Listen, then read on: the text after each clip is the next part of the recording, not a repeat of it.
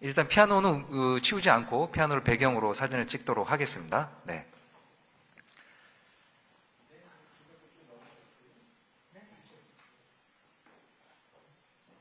네, 조금 크게 얘기해 주셔도 좋고요. 예.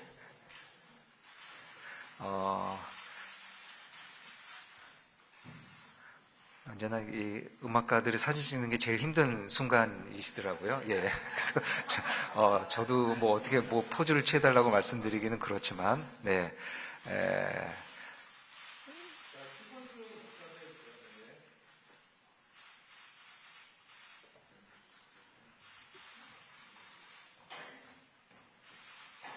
피아노 의자에 한번 좀 앉아 보실까요? 앉아서 한번, 예, 의자에 앉아서.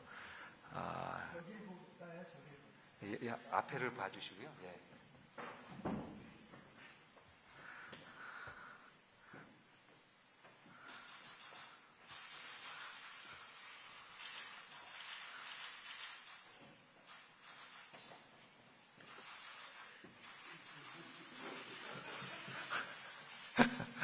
아니면은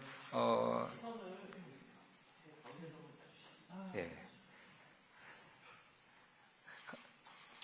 기자님 여러분들 뭐 손 들어주시면 그쪽을 시선으로 보고 처리하도록 하겠습니다. 잠시만요. 마이크 잠깐 치우겠습니다.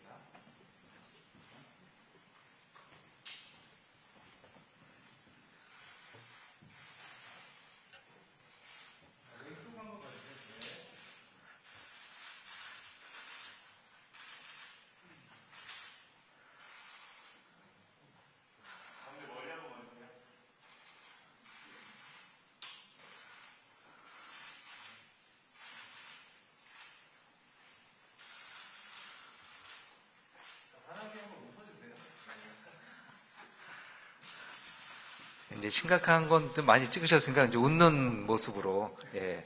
아까 네, 이렇게, 예.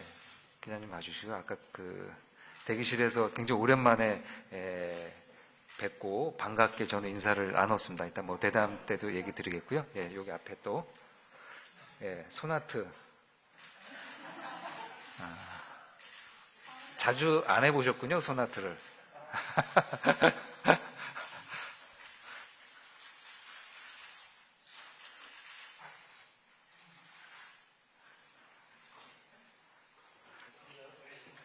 예, 됐습니까? 네, 감사합니다. 네, 감사합니다. 그럼 저희 잠깐 자리 들어갔다가요, 피아노 좀 치우고 대담 자리에 마련하도록 하겠습니다. 네.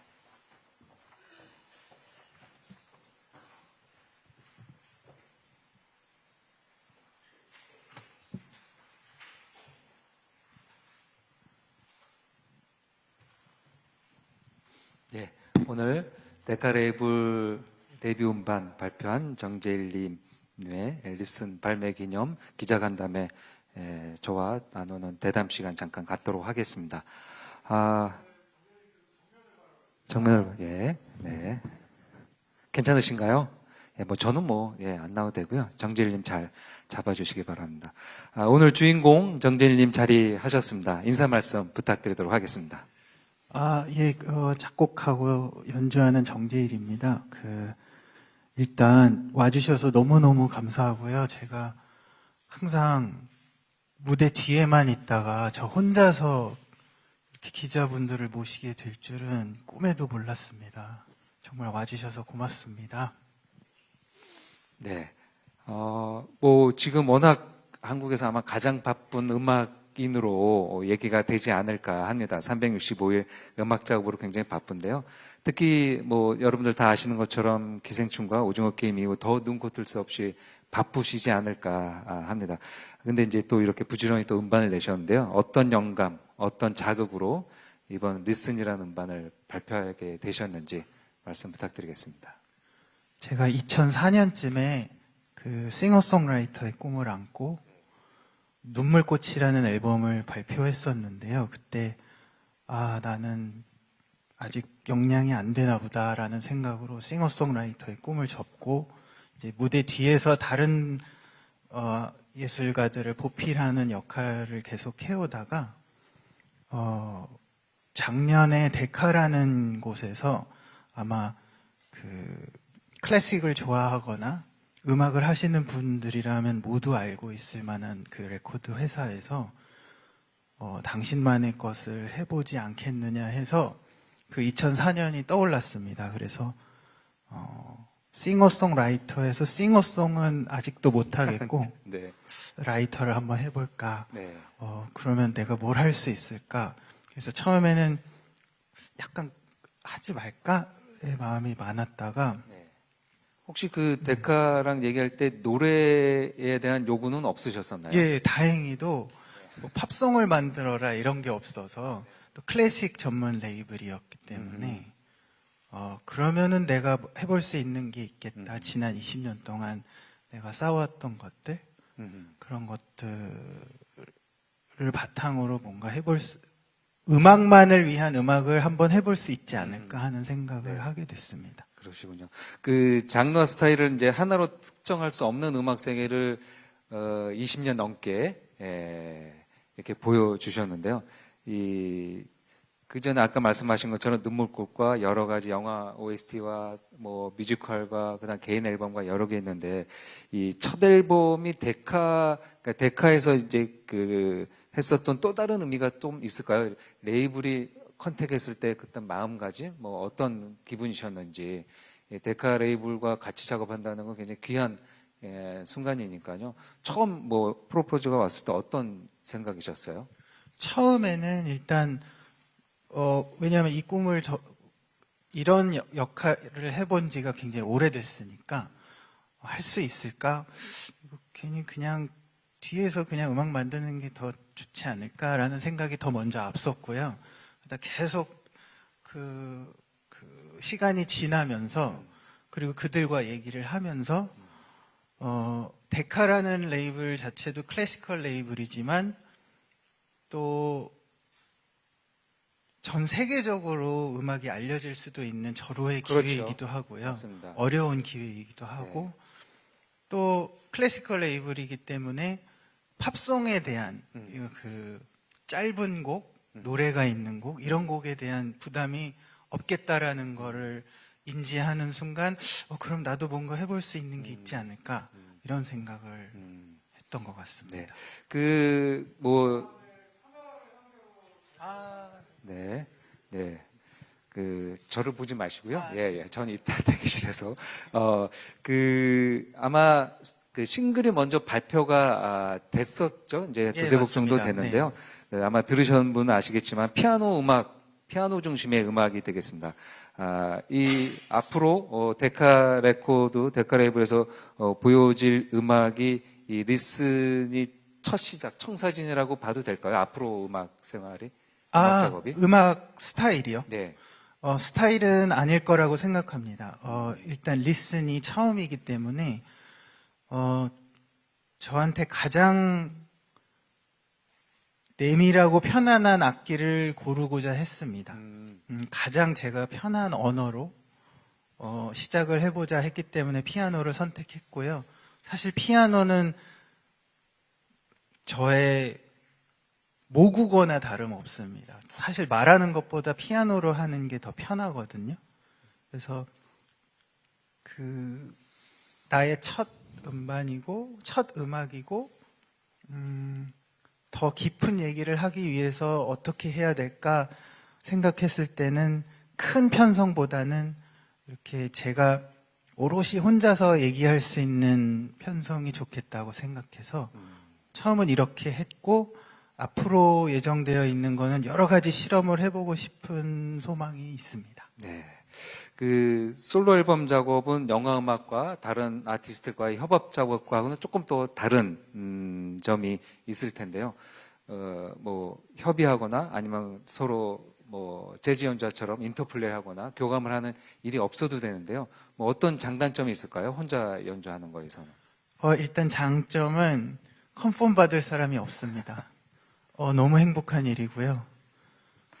컨펌 받는 거는 계속 얘기하셨던 영화 작업에서 이 감독님들과 예, 뭐 감독님도 제작자, 있고 네. 뭐 가수 작업을 할 땐 가수이고 뭐 제작자. 예, 제작자도 있고 예, 이제 혼자 다 할 수 있으니까요. 네. 예, 감나라 배나라 하는 사람이 없으니까,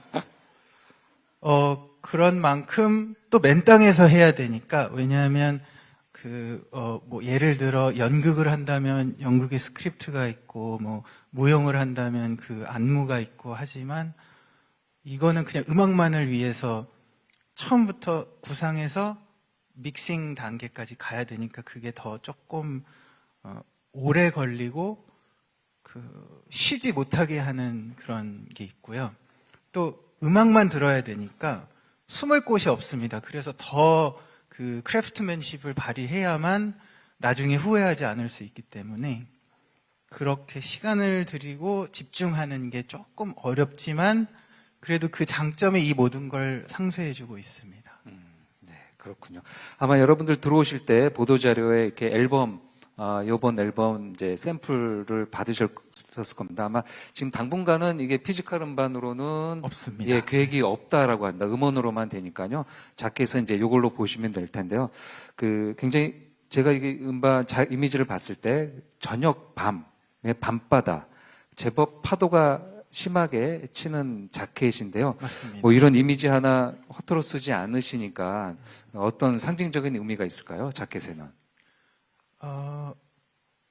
사실 파도에게 의미는 없고요. 한다면 제 얼굴이 나오기보다는 풍경이 나오길 바랬습니다. 그런데 이 밤바다가 아름다워서 쓰게 됐습니다. 밤바다요. 네. 직접 찍으신 아니고요. 건 아니시고요. 저랑 오래 협업을 해온 장민승이라는 작가가 있는데요. 미술 작가인데 그분이 찍은 사진 중에 이 음악들과 좀 어울릴 만한 것을 찾다가 이것을 고르게 됐습니다. 네. 앨범 얘기를 이제 수록곡 조금 더 얘기를 드린다면요. 그 첫 곡으로 순서상은 이제 The River라는 제목으로 네. 되어 있습니다.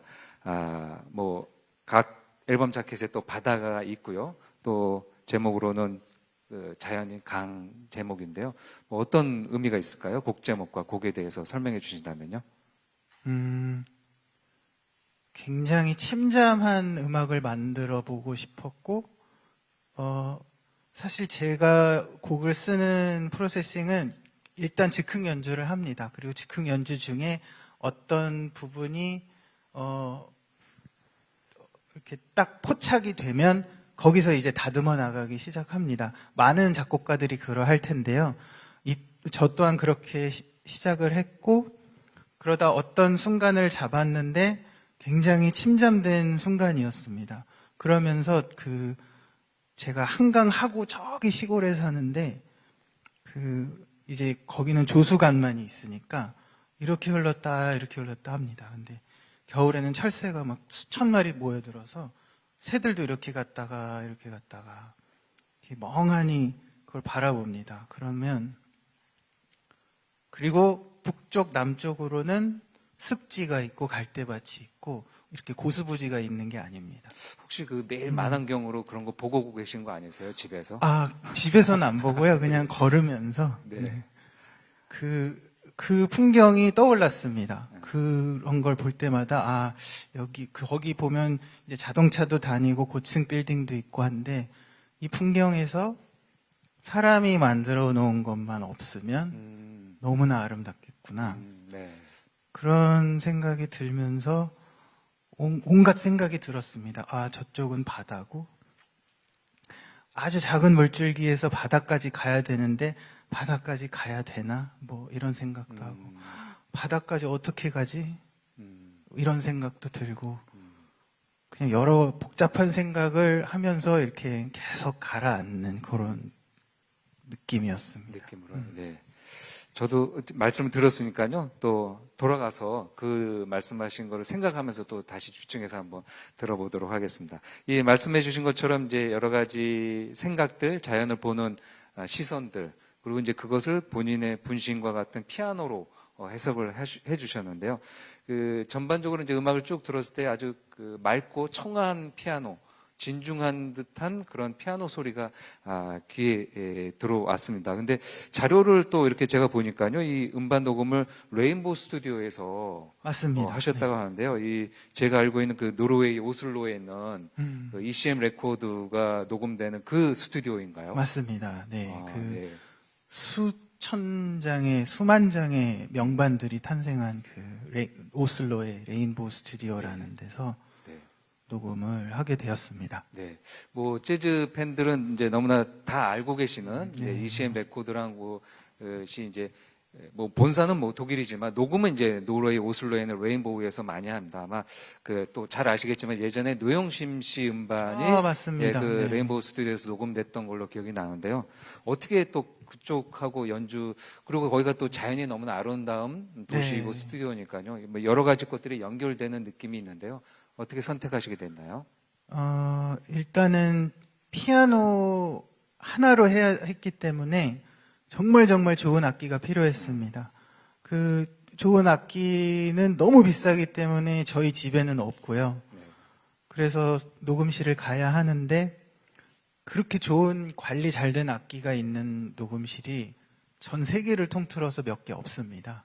그 중에 하나가 레인보우 스튜디오였고요. 그런데 너무 감사하게도 거기 그 치프 엔지니어인데 마틴 아브람슨이라는 분께서 저를 위해서 시간을 확 빼주셨습니다. 네. 좀 의아할 정도로 그래서 결정이 되는 대로 훅 날아가서 한 열흘간 녹음을 하고 오게 됐습니다. 열흘간 계속 그 공간에 머물면서 네, 열흘 동안 하루에 한 7시간 정도 했던 것 같습니다.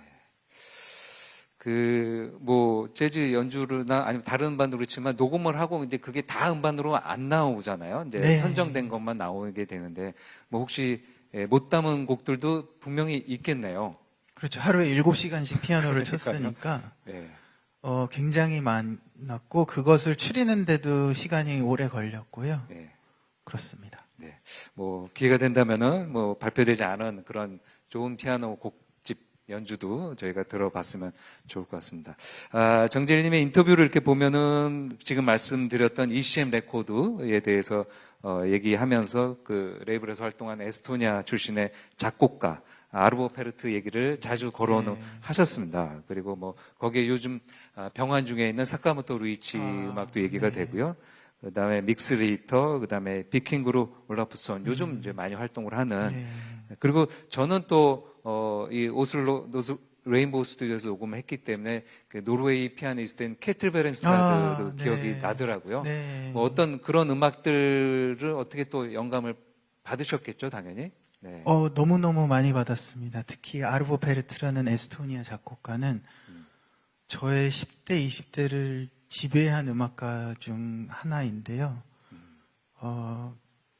굉장히 느리고 굉장히 종교적이고 뭔가 그 수도자적인 느낌이 들 정도로 그 작품 안에서 그런 느낌을 펼쳐내시는 분입니다.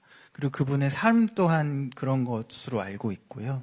그리고 말씀하신 뭐 류이지 사카모토나 캐칠 비어런스타드 같은 분들도 정말 오랜 시간을 끊임없이 근면하게 진중하게 살아오신 분들이라 그런 삶에 많이 경도되고 있습니다. 네, 그러시군요. 그 곡 한 번만 또 질문해 드리고 이제 기자 여러분들의 질의응답 듣도록 하겠습니다. 수록곡 중에 이제 후반부에 가면은 에너시지아 그다음에 에스티시아라는 두 곡명이 있는데요. 잘 접하지 않았던 곡 제목들입니다. 네. 그래서 제가 찾아보니까 의학용어로 이렇게 나와 있더라고요. 네. 예, 마취, 뭐 감각증 뭐 네. 그렇게 번역이 되어 있는데요. 되게 또 이 어쨌든 리슨이라는 데 중요한 곡이지 않을까 제목으로요. 곡 안에 들어간 송 이야기 그리고 전반적으로 그때 이제 편곡이 조금 바뀌는 것 같습니다. 예, 어떤 곡일까요? 그 두 곡은?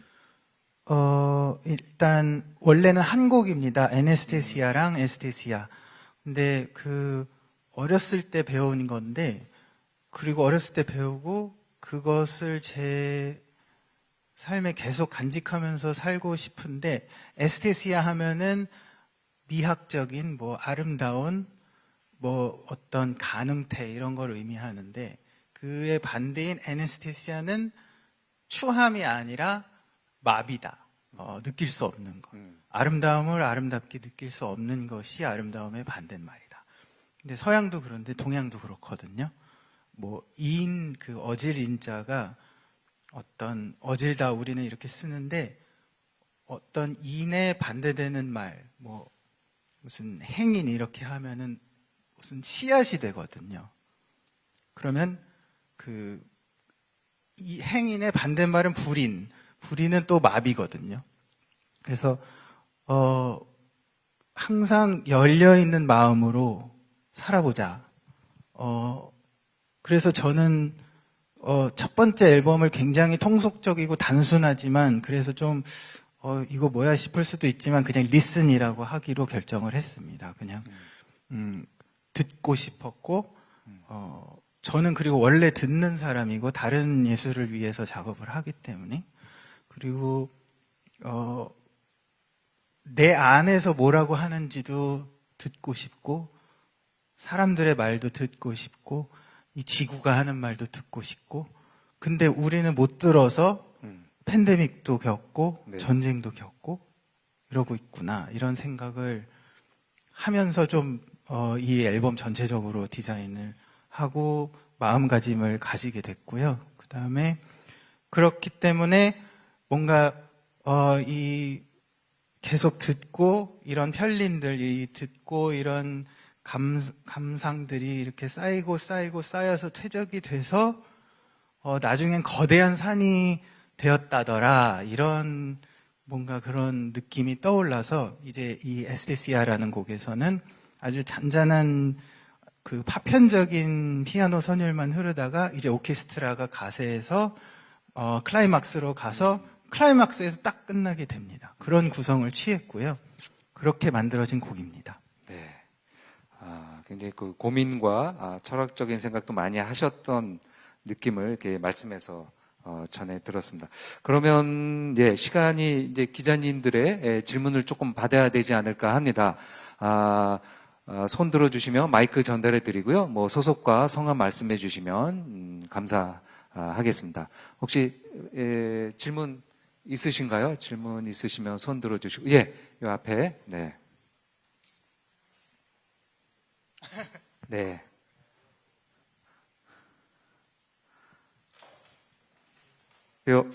네, 저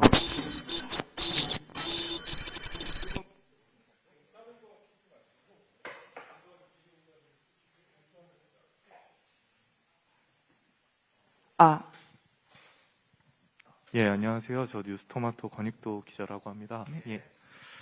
그 전작에서도 이제 뭐 서양 단조에 해당되는 이제 계면 쪽 가락이나 이제 구음 아카펠라까지 이제 동원하면서 기존에 이제 정재율님의 음악이 국악과 양악을 아우르는 그런 시도들을 보여주신 적이 있었는데요. 이번 앨범에서는 그런 측면에서 조금 기대할 수 있는 게 있는지, 방금도 말씀해 주시기로는 뭐 서양 철학과 동양 철학의 어떤 그런 조화도 좀 보이는 것 같거든요. 그래서 그런 부분 한번 여쭤보고 싶고, 그리고 너무 음악 얘기가 많이 나서 음악 외적인 얘기도 함께 질문을 해보자면, 그 소주 한 잔은 이제 정재일님 음악 인생의 어떤 변곡점이 된 건 분명한 것 같아요. 그래서 그게 이제 좀 자신의 인생에 미친 영향은 무엇인지를 좀 듣고 싶고, 실제로 좀 소주 주량은 좀 얼마나 되시는지, 그리고 뭐 음악 외적인 활동으로는 뭐 어떤 일들을 하시는지, 그런 것도 한번 여쭙고 싶습니다.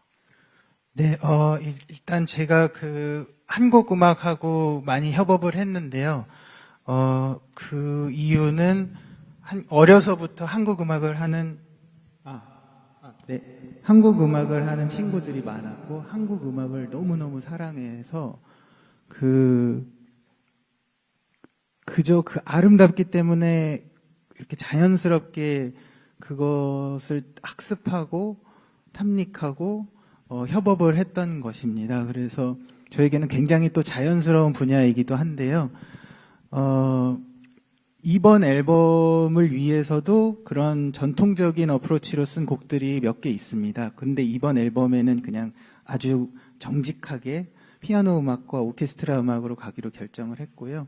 이 다음 이제 스텝부터는 전통적이고 때로는 일렉트로닉적인 어프로치를 계속 이어가려고 하고 있습니다. 그리고 소주 한 잔은 사실은 그 기생충이라는 영화의 엔딩 타이틀인데요. 이 가사는 제가 쓴 것이 아니고 봉준호 감독께서 쓰신 것입니다. 근데 사실 기생충이라는 필름 때문에 저에게 너무 많은 일이 벌어진 건 사실입니다. 이런 엄청난 기회도 마찬가지고요. 그러나 저는 또 무대 뒤에서 일하는 사람이기 때문에 거의 대부분을 그렇게 큰 직접적인 변화는 또 느끼지 못할 때도 있습니다. 하지만 개인적으로 사적으로 기생충 오징어 게임을 통해서 영화 음악이란 게 뭔지, 내가 어떻게 더 학습해야 되는지, 나에게 더 필요한 게 뭐고, 그런지 더 생각하게 되고, 더 사랑에 빠지게 된 것 같습니다. 그게 가장 개인적인 큰 변화라고 생각합니다. 네, 답변이 되셨길 바라고요. 그 다음에 아까 또 뒤에 기자님 주량이요. 주량은 많지는 않습니다. 그런데 너무너무 좋아합니다. 포도주를. 포도주 한 3병? 그 드시는 거 아니세요? 한 병? 한 병 정도요? 네. 네, 다음 기자님 부탁드리겠습니다. 저는 파이낸셜 뉴스 신진아 기자라고 하는데요. 네. 궁금했던 게 조금 답변에 나오긴 했어요. 그 기생충이랑 오징어 게임 이후에 가장 큰 변화가 무엇이었는지 궁금했는데 아마 방금 말씀하신 것처럼 데카에서 러브콜 받은 거라 그다음에 앞서서 그 녹음실에서 그 엔지니어 분이 굉장히 의아할 정도로 많은 배려를 해주셨다고 했는데 그것도 혹시 연장선상에서 있는 건지 좀 궁금하고요. 그리고 두 번째 질문은 정재일님에게 이제 음악이 무엇인지 좀 궁금한데 왜냐하면 굉장히 어릴 적부터 이제 피아노도 한 3살인지 4살부터 배운 걸로 알고 있는데 이렇게 음악이 약간 생계수단이면서 또 어떻게 보면 굉장히 많은 돈과 명예도 가져다 주신 거잖아요. 그래서 이렇게 천재 음악가라는 얘기를 들으면서 지금까지 이렇게 음악을 해오고 계신데 그 본인의 일과 예술 사이에서 어떻게 균형을 유지하면서 지금에 이르렀는지 그리고 음악이 내게 어떤 건지 좀 궁금합니다. 일단 그 마틴 아브라함슨께서 그렇게 배려해 주신 것은 제가 일단 전화를 했을 때 전화가 아니고 이메일을 했을 때 저를 좀 어필을 했을 때 제 정체를 밝혀야 되니까 그러면서 스퀴드 게임도 하고 패러사이트도 했다 뭐 어쨌다 저쨌다 했는데 그래서 해주신 줄 저도 알았는데 막상 만나보니까 잘 모르시더라고요. 그냥 마침 비어 있었나 봐요. 네, 그래서 그럴 수도 있죠. 네, 스칸디나비아니까. 네. 그래서 그런데 그렇게 해서 그렇게 잘 마치고 왔고요.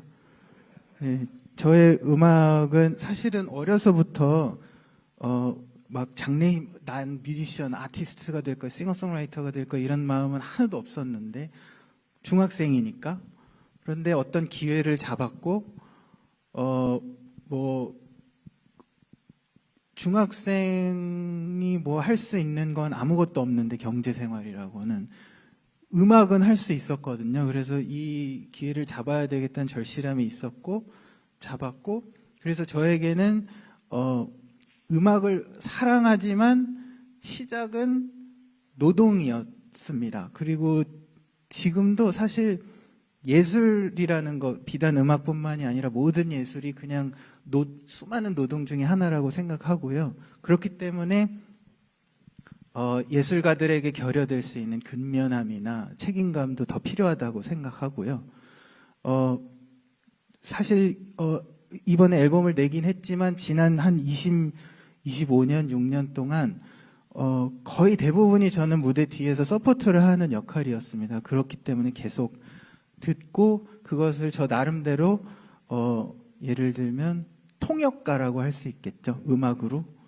계속 그런 역할을 해와서 그게 저한테는 익숙하고 그냥 제 삶이고 제 하루이고 그렇습니다. 물론 기생충과 오징어 게임을 통해서 특히 오징어 게임 같은 경우엔 정지일은 몰라도 오징어 게임의 음악은 전 세계인이 아는 음악이 돼버렸는데 사실 명예를 얻었습니다.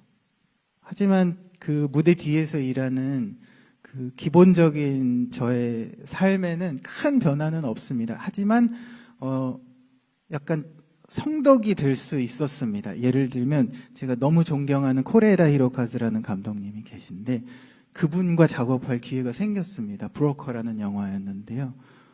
물론 봉준호 감독님, 황동현 감독님 작품도 너무 존경하고 있었고 그런 기회를 얻게 된 것이 굉장히 명예는 아니지만 나에게 굉장한 일이 생겼구나라는 생각은 좀 들게 됐습니다. 네. 잠깐 아까 대기실에서 얘기 나눴던 건데요. 저는 개인적으로 또 음악을 좋아하고 정재일님의 음악을 예전부터 들어왔습니다. 그래서 예전 얘기를 잠깐 했었습니다.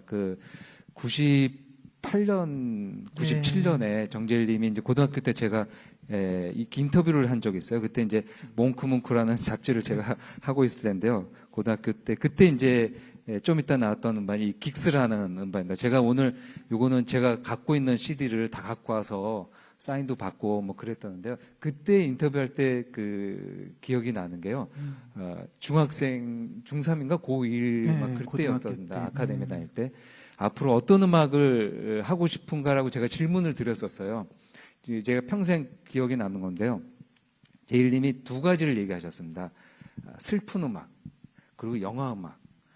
그 당시에는 긱스니까 이제 소울, 펑크 음악, 락 음악을 할 때인데 전혀 다른 대답을 해주셔서 이게 굉장히 범상치 않은 소년이구나라는 생각을 지금도 소년 같으세요. 예, 그런데요. 어떻게 그 슬픈 음악, 영화 음악 실은 지금 이렇게 시간이 지나고 나면은 소원을 이루신 건데요. 그때 그 생각 혹시 기억이 나시는지? 네, 기억납니다. 그리고 네. 슬픈 음악이란 건 어떤 음악인 건지 궁금하네요. 네. 어렸을 때 그런 어두운 음악들에 많이 심취했었습니다. 레코엠이나 스래시 메틀이나 그런 음악들에 심취했었고 장조보단 단조가 좋았고요. 그랬는데 그 어두운 음악에서 슬픈 음악으로 가고 슬픈 음악인데 슬픔 안에 웃음이 있는 음악. 예를 들면 그런 비올레타 파라의 그라시아 살라비다라는 음악이 있는데 굉장히 슬픈 음악이고 동시에 웃음도 있고 절망도 있는 여러 가지 감정이 담겨 있는 그런 음악들에 계속 끌리게 되고 그게 10대, 20대를 지배했던 것 같습니다. 그리고 그때 굉장한 시네필이었기 때문에 거의 시네마테크에서 살다시피 했거든요. 그때 온갖 영화들을 다 보고 온갖 이상한 영화들을 다 보고 온갖 이상한 음악들을 찾아 듣고 하면서 10대, 20대가 형성됐고 가끔은 지금 42살인데 그때 학습하고 느꼈던 것들을 미천으로 삼아 아직도 살고 있는 거 아닌가 하는 생각이 들 때도 있습니다. 네. 또 기자님, 저기 끝에 마이크요. 마이크를 드릴까요? 네.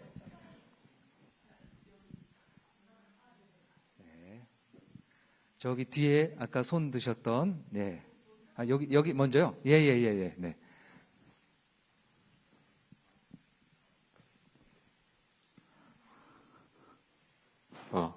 네, 안녕하세요. 저 연합뉴스 이태수 기자입니다. 네. 그 이제 아까 잠깐 하셨던 말씀 중에, 그러니까 영화라든가 이런 음악은 어쨌든 제일님께서 내실 수 있는 메시지의 틀이 이제 어느 정도 정해지잖아요. 근데 이제 이번 같은 경우는 오로지 제일님 본인의 메시지를 생각하고 고민하셨을 텐데, 아까 잠깐 하셨던 말씀 중에 이제 지구가 하는 말도 듣고 싶었다 이런 말씀을 하셨어요. 어쨌든 이런 이슈가 뭐 전 세계의 이슈이긴 하지만 어떻게 이 분야에 약간 관심을 두게 계셨고 이거를 좀 어떻게 풀어내고 싶으셨는지 말씀해 주시면 감사하겠습니다. 네, 굉장히 우리가 살고 있는 방법이, 잘못됐다는 것은 우리 모두 인식하고 있을 텐데, 사실 어떻게 해야 될지도 모르겠고, 사실 걷잡을 수 없는 것도 있고, 그런 거에 대해 굉장히 고민이 많았습니다. 그런데 그러던 와중에, 그래서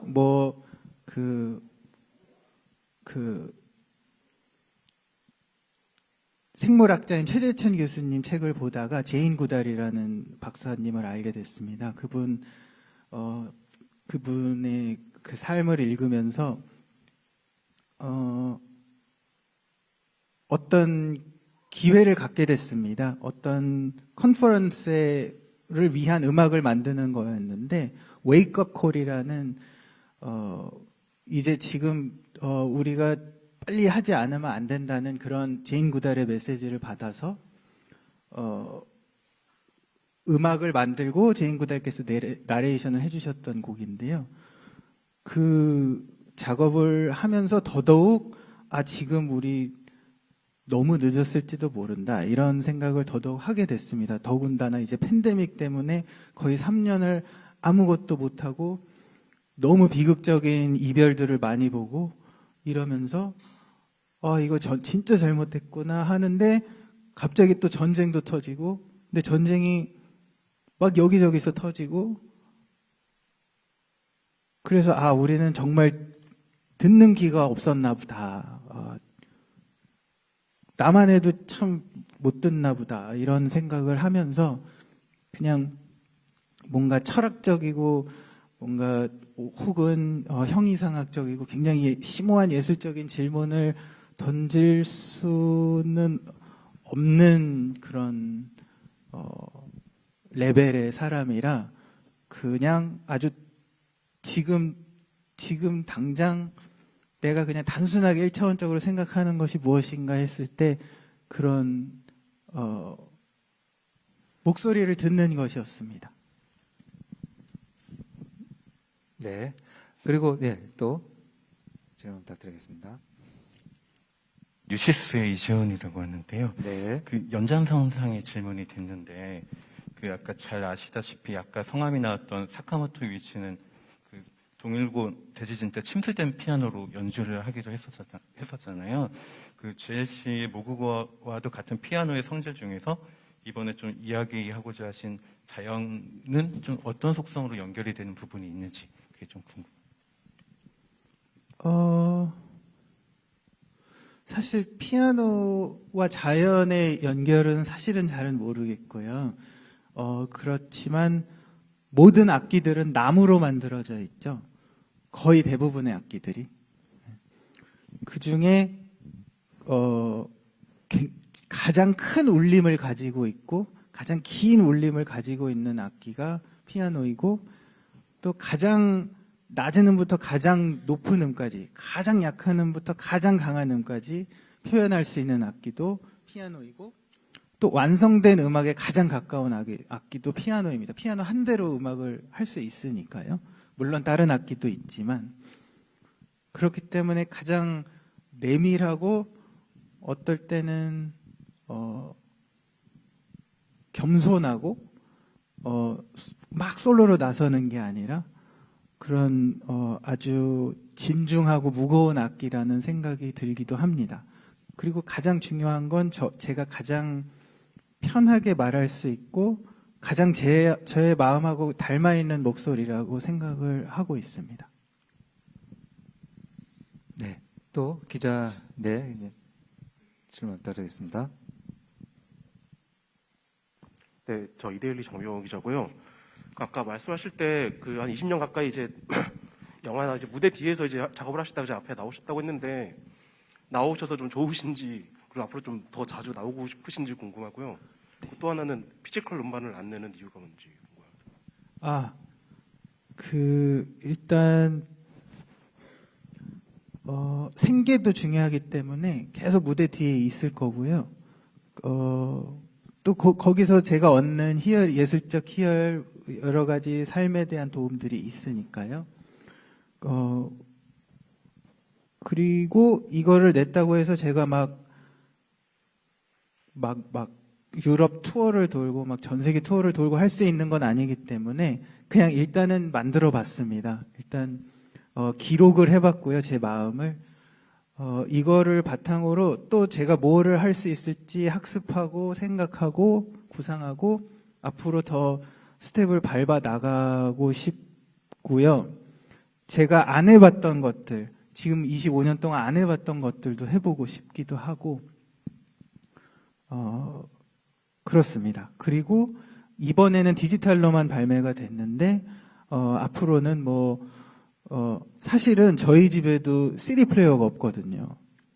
그 턴테이블도 물론 없고요. 그래서 저마저도 이렇게 디지털로만 듣고 있는데, 요즘 바이닐하고 카세트가 그렇게 유럽에서는 많이 발매가 된다고 하더라고요. 국내에서도 바이닐 인기가 많이 있죠. 그렇군요. 네.